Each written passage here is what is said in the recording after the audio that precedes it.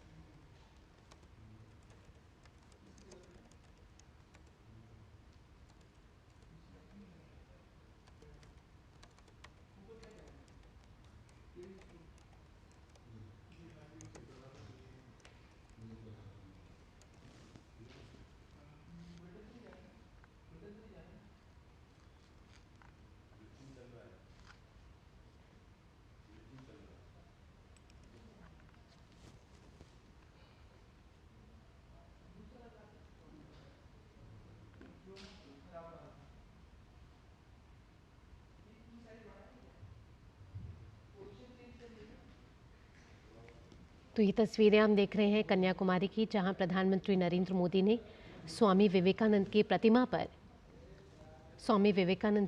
पर पुष्प अर्पित किए हैं। प्रधानमंत्री नरेंद्र मोदी ने स्वामी विवेकानंद को नमन किया। आपको बता दें कि प्रधानमंत्री नरेंद्र मोदी कन्याकुमारी के विवेकानंद रॉक मेमोरियल में साधना कर रहे थे। इससे पहले प्रधानमंत्री ने सुबह की शुरुआत सूर्य पूजा के साथ की थी।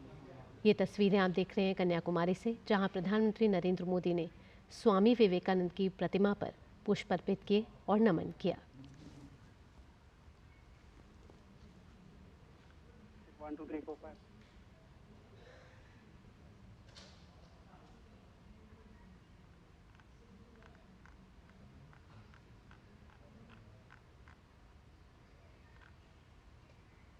और हमारे संवाददाता सुधीर भी हमारे साथ जुड़ चुके हैं। सुधीर, आपसे जानना चाहेंगे कि प्रधानमंत्री नरेंद्र मोदी ने स्वामी विवेकानंद की प्रतिमा पर पुष्प अर्पित किए हैं, साथ ही साथ उन्हें नमन किया है। ताज़ा अपडेट क्या है? बिल्कुल भावना, देखिए अपनी साधना के बाद से प्रधानमंत्री मोदी यहाँ से निकले हैं। न केवल स्वामी विवेकानंद की जो प्रतिमा है वहाँ उन्होंने माल्यार्पण किया है, अपने श्रद्धा सुमन अर्पित किए। उसके साथ ही जो संत थिरुवल्लुवर की एक विशालकाय प्रतिमा यहाँ है उस पर भी प्रधानमंत्री पहुंचे हैं। वहाँ उन्होंने माल्यार्पण किया है, वहाँ उनको श्रद्धा सुमन अर्पित किए हैं और उसके बाद से प्रधानमंत्री यहाँ से जो उनका प्रवास था, 3 दिन का जो ध्यान का उनका प्रवास था, उसके बाद से यहाँ से निकले हैं। भावना, साथ ही साथ प्रधानमंत्री की कहीं तो जो साधना थी वो संपन्न हो गई है और प्रधानमंत्री ने उसके बाद स्वामी विवेकानंद की प्रतिमा पर सबसे पहले माल्यार्पण किया। सुधीर जी भावना, बिल्कुल। देखिए जो प्रधानमंत्री की साधना थी, जिस साधना में वो रहे लगातार, अपने आप में बहुत अनूठी और बिल्कुल एक विशेष साधना थी। और जिस तरीके से भावना हम जानते हैं कि 1893 का जो विश्व धर्म सम्मेलन था, जब स्वामी विवेकानंद वहाँ उससे पहले ठीक इसी स्थान पर आए थे और उनके मन के अंदर जो बेचैनी थी, कैसे उनका निवारण है वो इसी स्थान पर हुआ था। यहाँ आकर उन्होंने 3 दिन तक ध्यान लगाया था, साधना की थी। और ठीक उसी तरह अगर हम देखें तो प्रधानमंत्री भी एक लंबे जो चुनाव प्रचार के बाद से ठीक यहाँ विवेकानंद रॉक पे पहुंचे। भारत का जो दक्षिणतम बिंदु है वहाँ पहुंचे हैं और वहाँ उन्होंने 3 दिन तक जो कठोर साधना किया है, ध्यान लगाया है।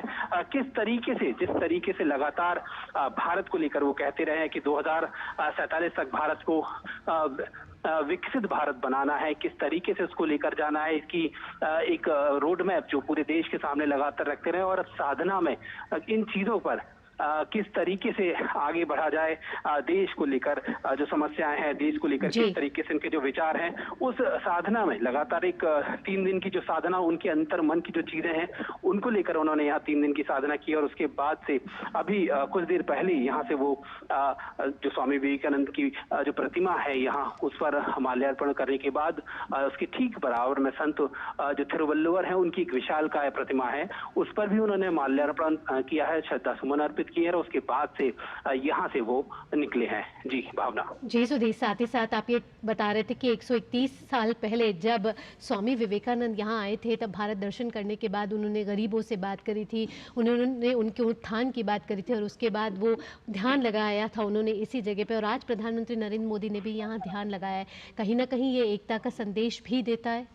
बिल्कुल भावना, देखिए दोनों जो अगर हम घटनाओं को देखें तो दोनों में बहुत समानता है। ठीक जब स्वामी विवेकानंद यहाँ पहुंचे थे तो उन्होंने पूरा भारत भ्रमण किया था।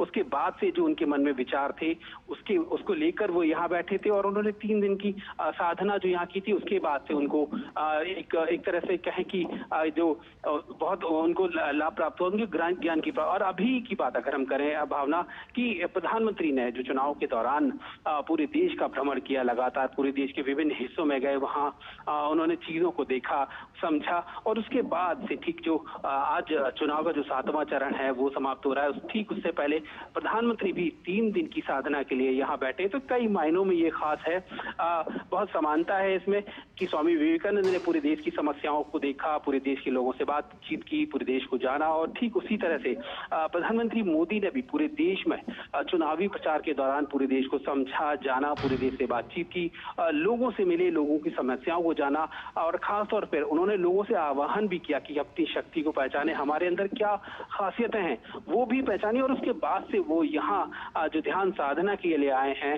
ध्यान साधना के लिए पहुंचे, वो कई मायनों में खास है। ये अपने आप में बिल्कुल साफ तौर पर दर्शाता है कि विकसित भारत के लिए, देश के लिए प्रधानमंत्री की जो दूरदृष्टि है वो किस मायने में खास है और उसको किस तरीके से बिल्कुल एक नई दिशा देनी है।